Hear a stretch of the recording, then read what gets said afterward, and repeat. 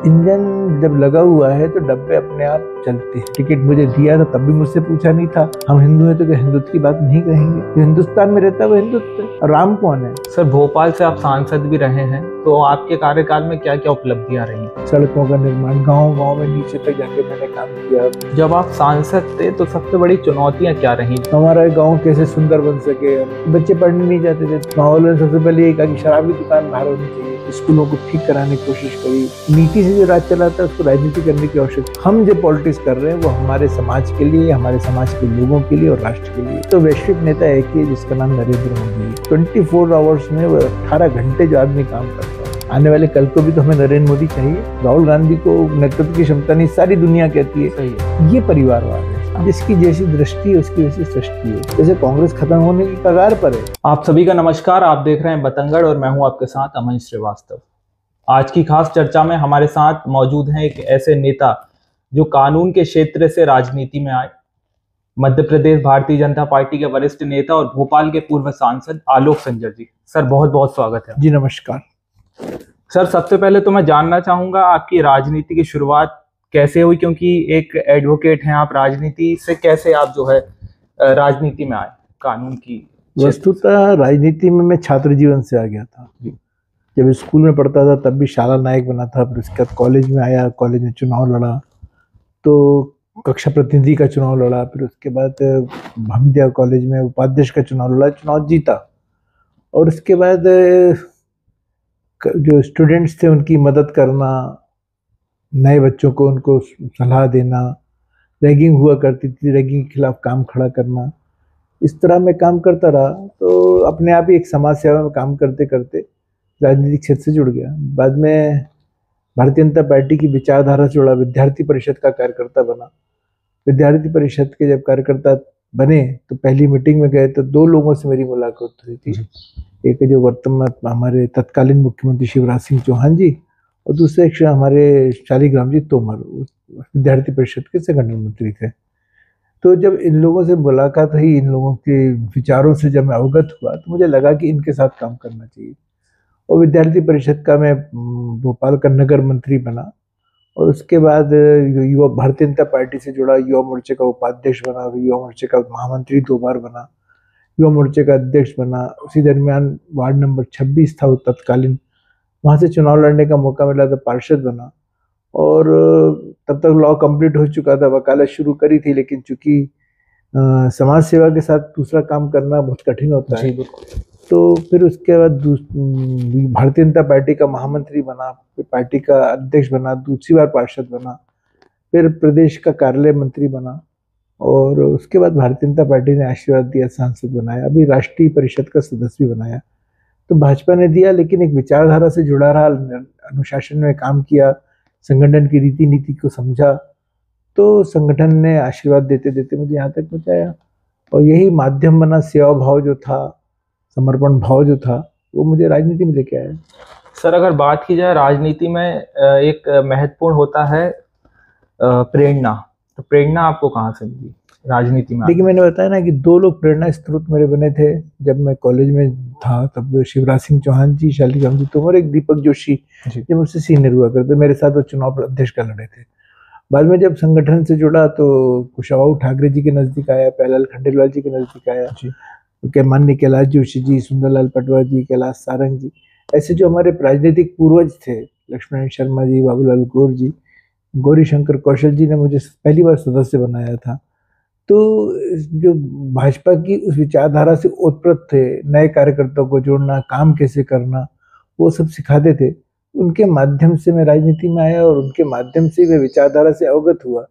मुझे विवेकानंद जी को पढ़ने के लिए बोला गया, मुझे दीनदयाल उपाध्याय जी, डॉक्टर श्यामा प्रसाद मुखर्जी के जीवन के पढ़ने के लिए बोला गया। जब उनका अध्ययन करा, चिंतन करा, तो उनका लगा कि उनका संपूर्ण जीवन राष्ट्र के लिए है जी। तो उस निमित्त हमको भी लगा कि राष्ट्र के लिए हमें भी कुछ करना चाहिए। और वैसे कहते हैं कि हुई वही जो राम रुचि राखा, परमात्मा की यही मर्जी थी जी। तो इसलिए फिर मैं राजनीति में एक कार्यकर्ता के रूप में काम कर रहा हूँ। सर, भोपाल से आप सांसद भी रहे हैं, तो आपके कार्यकाल में क्या क्या उपलब्धियां रही सांसद? देखिए, राजधानी है, चूंकि राजधानी होने के नाते यहाँ पे बहुत काम होते हैं। श्रेय लेकिन मैं मुख्यमंत्री जी को देता था, क्योंकि मुख्यमंत्री जी यहाँ पे हमारे वरिष्ठ नेता थे। लेकिन देखिए अब आज हम भी रेलवे स्टेशन जो रानी कमलापति स्टेशन है वो मेरे कार्य करके दे रहे हैं, फ्लाई ओवर्स बनाए। पहले एक बैरागढ़ जो हमारा रेलवे स्टेशन था वो जो रतलाम मंडल में आता था, उसको भोपाल DRM में जुड़वाने का हमने प्रयास किया। पुराने भोपाल में जो उन्नयन हुआ था स्टेशन का वो हमने काम कराया था।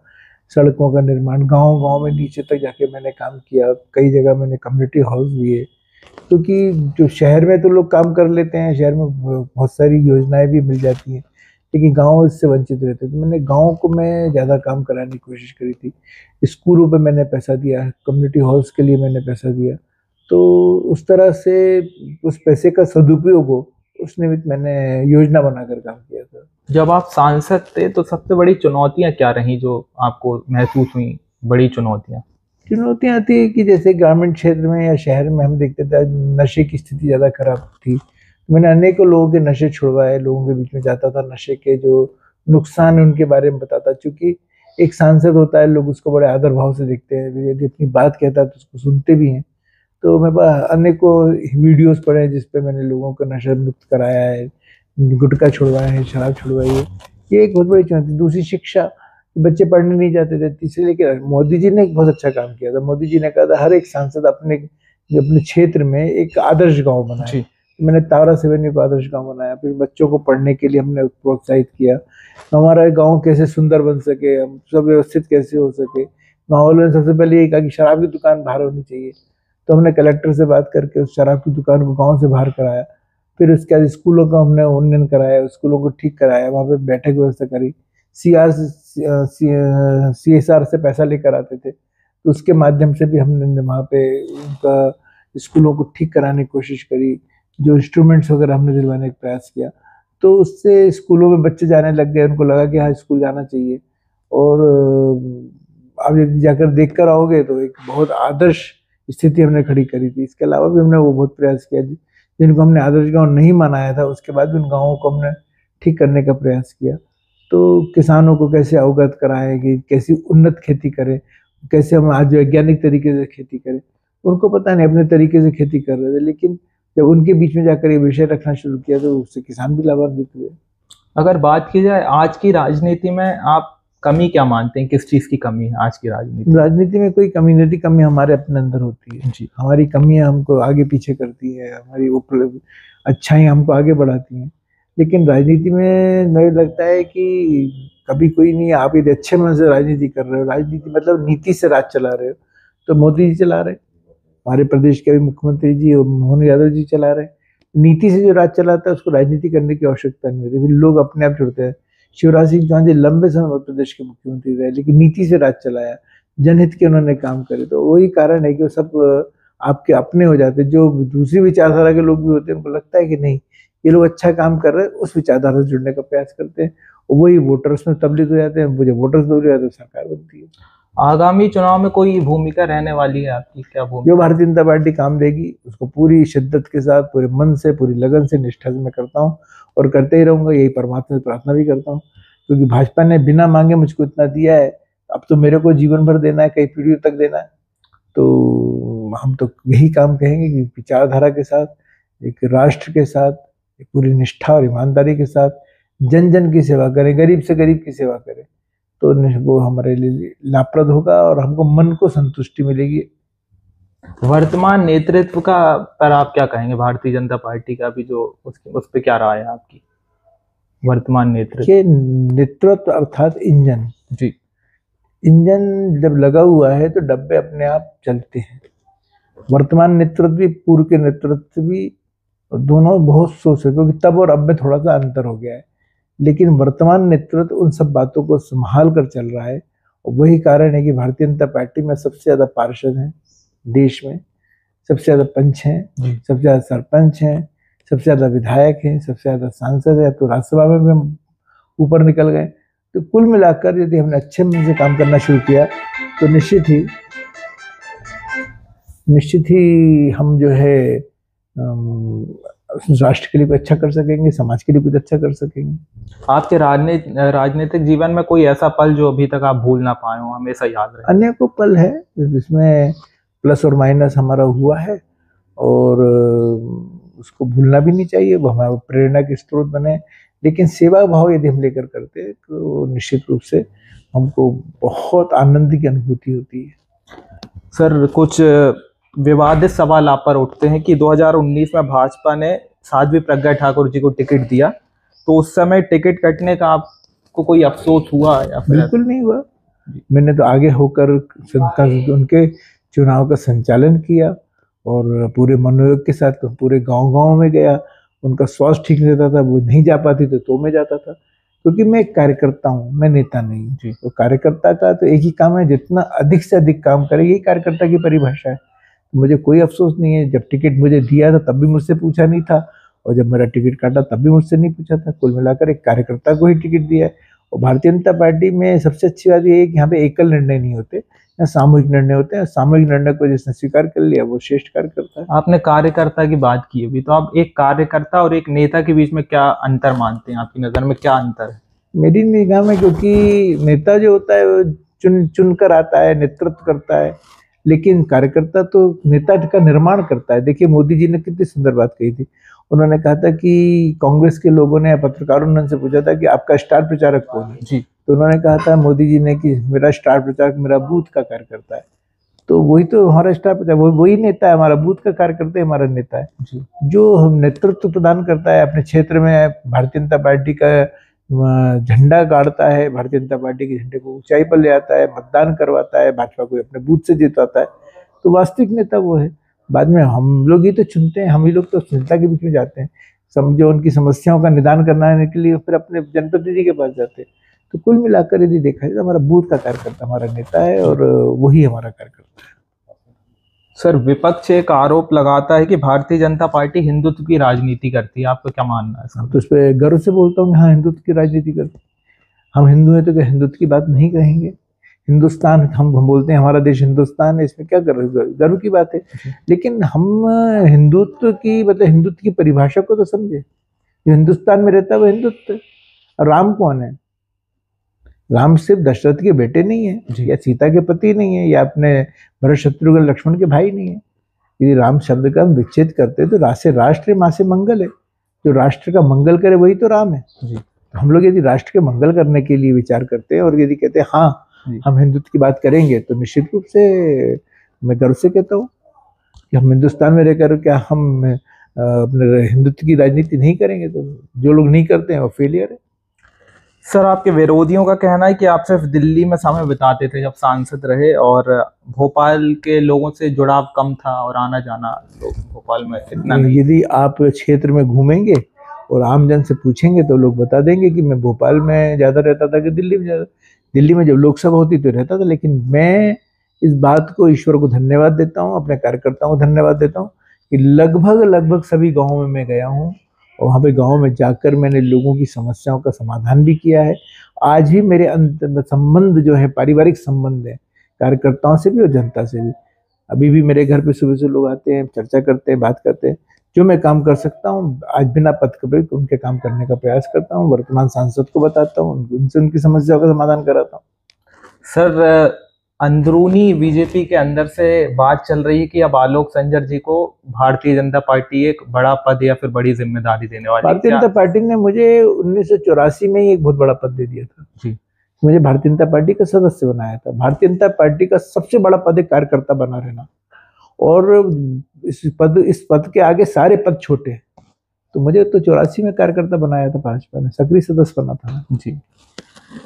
सर, अगर आज की बात की जाए तो एमपी कांग्रेस को आप कैसा देखते हैं, मध्य प्रदेश कांग्रेस को? मैं अपने आप को देखता हूँ, मेरी भारतीय जनता पार्टी को देखता हूँ। हमारा जैसे महाभारत में है ना कि अर्जुन से कहा गया था कि तुमको चिड़िया क्या लक्ष्य क्या है, तो ना चिड़िया की आंख है। तो मेरा लक्ष्य, मेरी भाजपा का लक्ष्य जो है वो हिंदुस्तान है, राष्ट्र है। इसके अलावा हम किसी की तरफ देखते नहीं। उनको जो करना है वो करें, नेगेटिव पॉलिटिक्स करते हैं वो करते रहे, पॉजिटिव पॉलिटिक्स करते रहे वो करते रहे, कोई दिक्कत नहीं। लेकिन हाँ, हम जो पॉलिटिक्स कर रहे हैं वो हमारे समाज के लिए, हमारे समाज के लोगों के लिए और राष्ट्र के लिए। कमलनाथ जी का नेतृत्व कितना दमदार लगता है आपको? मैंने कहा ना, मैं किसी के बारे में आकलन नहीं करता हूँ जी। सबको काम करने का अवसर मिलता है, अच्छे काम करेंगे तो लंबे समय टिके रहते, लेकिन उनके संगठन में इतनी फूट थी कि वही कारण है कि अपना कार्यकाल पूरा नहीं कर सके। आपस में लड़ते रहे, लेकिन ये सब बातें मेरे लिए गौण है। सर अगर बात की जाए आपका पसंदीदा नेता कौन है, अगर राष्ट्र में देखा जाए और मध्य प्रदेश में? देखिए इस टाइम पे तो वैश्विक नेता एक ही है जिसका नाम नरेंद्र मोदी है। जी। पूरी मतलब कितनी आप देखिए निष्ठा के साथ 24 आवर्स में वो 18 घंटे जो आदमी काम करता हो, और किसके लिए, ना आगे नाथ ना पीछे भगत। उनका एक ही परिवार है, हिंदुस्तान उनका परिवार है। तो स्वामी विवेकानंद जी की का भी नाम नरेंद्र था और इनका नाम भी नरेंद्र है। और स्वामी विवेकानंद जी ने भी राष्ट्र के लिए अपना सर्वस्व लगाया था, आज वो भी राष्ट्र के लिए सर्वस्व लगा रहे हैं। जी। तो मुझे लगता है कि इनके आगे तो आज कोई सानी नहीं है। जी। नरेंद्र मोदी जी एकमात्र ऐसा नेता है जिसको वैश्विक नेता कह सकते हैं। संसार में उनकी इज्जत है। कभी पहले हमारे नेताओं को जब अमेरिका जैसे बड़े राष्ट्रों में मिलने के लिए 15-15 दिन का समय लगता था, आज 15 सेकंड भी लगते हैं, बल्कि वो लोग कॉल करते कि आप आइए, इंतजार, पलक पौड़े बिछाते, रेड कारपेट बिछाते। जी। अगर मध्य प्रदेश में बात की जाए तो पसंदीदा नेता कौन रहा है आपको? बहुत सारे नेता हैं। देखिए जब मैंने कहा ना, मैंने कुशाभाऊ ठाकरे जी को बहुत नजदीक से देखा है, जी। प्यारेलाल जी को बहुत नजदीक से देखा है, कैलाश जोशी जी के साथ मैंने लंबे समय काम किया है, सुंदरलाल पटवा जैसे हमारे मुख्यमंत्री जो बहुत ही प्रशासनिक नेता थे। मतलब आप देखेंगे एक एक की एक एक खूबी है। जी। संगठनात्मक देख ले या हम सब सारी चीजों को देख ले तो निश्चित रूप से हम देख सकते हैं कि सर अगर बात की जाए राजनीति के अलावा हॉबी आपकी कोई क्या हॉबी? मेरा पढ़ना और लिखना। मैं निरंतर अध्ययन करता हूँ। जब खाली बैठता हूँ तो किताबें पढ़ता हूँ, महापुरुषों की जीवनियों को पढ़ता हूँ, हमारे नेताओं के विचारधारा को पढ़ता हूँ और लिखता भी हूँ। रोज एक मैं विचार प्रवाह लिखता हूँ। डेली आप देखोगे मेरे फेसबुक पे हर दिन, कभी बहुत रेयर होता है, कभी नागा होता है, लेकिन एक अच्छे विचारों के साथ मैं उनको आत्मसात करने का भी प्रयास करता हूँ और जनमानस के बीच में अपनी भावना को भेजने का प्रयास करता हूँ। सर अगर वैसे तो आपने बोला कि सिर्फ पार्टी के लिए ही मैं बोलूंगा, लेकिन अगर मैं ये पूछा जाए कि एक शब्द में दिग्विजय सिंह क्या है आपके लिए, अगर बोलें तो? कांग्रेस के नेता है जी। उसके अलावा कुछ? कांग्रेस के नेता है, हमारे मध्य प्रदेश के मुख्यमंत्री रहे जी। ताकि मैं किसी के बारे में टीका टिप्पणी नहीं करता। सबके अपने काम कार्य कर, अपनी अपनी कार्यशैली है, सबको उनकी कार्यशैली होती है, लेकिन जिनकी कार्यशैली पसंद है मुझे तो उस विचारधारा के साथ मैं काम करता हूँ। जो युवा राजनीति की ओर आना चाह रहा है या राजनीति में इंटरेस्ट रखते हैं, उनके लिए आपका क्या संदेश? निश्चित ही आना चाहिए, युवाओं को आना चाहिए और पूरी चिंतन मनन अध्ययन के साथ आना चाहिए। एक विचारशील युवक जब राजनीति में आता है तो फिर हमको भी एक नरेंद्र मोदी मिलता है जी। आने वाले कल को भी तो हमें नरेंद्र मोदी चाहिए जी। आने वाले कल में भी तो हमको शिवराज सिंह चौहान चाहिए, हमको मोहन यादव चाहिए जी। हमको तो ऐसे लोग, युवा लोग आए, आगे आए और आने वाले समय के लिए, आने वाले कल जो भविष्य हमारा बहुत सुंदर है, राष्ट्र के लिए वो क्या कर सकते हैं, तो आज चिंतन करें, अध्ययन करें, मनन करें और राजनीति में आए, क्योंकि ये भी राजनीति करना भी एक देश सेवा है, राष्ट्र सेवा है, समाज सेवा है। तो निश्चित रूप से आना चाहिए। मैं सबको कहता हूँ, आह्वान करता हूँ कि आप लोग आइए। अभी पिछले हफ्ते ही प्रदेश अध्यक्ष जी का चयन हुआ, हेमंत खंडेलवाल। क्या कैसे नेतृत्व है, कैसा? बहुत शानदार व्यक्तित्व के धनी है जी। पूरा परिवार, उनके पिताजी भी प्रदेश के कोषाध्यक्ष रहे लंबे समय और लंबे समय वो सांसद रहे। और हेमंत खंडेलवाल जी ने भी लंबे समय भारतीय जनता पार्टी को दिया, विधायक रहे, सांसद रहे, प्रदेश के कोषाध्यक्ष रहे, अनेक पदों को उन्होंने विभूषित किया है। तो एक अच्छा नेतृत्व भारतीय जनता पार्टी को मिला है। मुझे लगता है कि एक ईमानदार व्यक्ति हैं, सहज हैं, सरल हैं और आम सभी कार्यकर्ता की पहुंच के कार्य करता है। सर मेरा आखिरी प्रश्न रहेगा, अभी हम लोग ने कुछ कांग्रेस के मंत्रियों का इंटरव्यू लिया, उनका साफ तौर पर यह कहना है कि अब कांग्रेस से ज्यादा परिवारवाद भाजपा कर रही है। बहुत से एग्जाम्पल हैं सामने, तो आपका क्या कहना? जिसकी जैसी दृष्टि है उसकी वैसी सृष्टि है। देखिए, जिसमें कैलिबर होगा वो नेतृत्व करेगा जी। वो यदि किसी का बेटा है तो, यदि वो किसान का बेटा है तो शिवराज सिंह चौहान बनकर नेतृत्व करता है। यदि एक बहुत अच्छे बड़े नेता का बेटा है लेकिन उसमें कैलिबर है तो वो भी राजनीति करता है। ये एक लोकतंत्र है। लोकतंत्र में सबको काम करने का बराबर का अवसर है, लेकिन यदि उसको हम परिवारवाद और इसमें परिवारवाद क्या, जिसमें नेतृत्व की क्षमता नहीं है उसको आप ढो रहे हो। राहुल गांधी को नेतृत्व की क्षमता नहीं, सारी दुनिया कहती है, सही है। ये परिवारवाद है। सोनिया गांधी जी आ रही हैं, उनका कोई पॉलिटिक्स से लेना देना नहीं था। राजीव गांधी जी, ये परिवारवाद है। उनकी बेटी प्रियंका गांधी, उनका कोई नेतृत्व नहीं है ना। तो वो लेकिन उसको नेतृत्व कर में लाकर कांग्रेस को बचाने का काम कर रहे हैं, क्योंकि आपस में इतने धड़े हैं उनके यहाँ। यदि गांधी परिवार नहीं रहा तो आपस में लड़ कर वो कांग्रेस खत्म हो जाएगी। वैसे कांग्रेस खत्म होने की कगार पर है, लेकिन इसका एक बहुत बड़ा कारण कांग्रेस के जैसे लोगों का परिवारवाद है। जी सर, हमारे दर्शकों के लिए, बतंगड़ के दर्शकों के लिए आपका क्या संदेश है? निश्चित ही श्रीवास्तव जी और बतंगड़ परिवार से हमारे एक मित्र और हैं, क्या नाम है, सेन मीणा जी।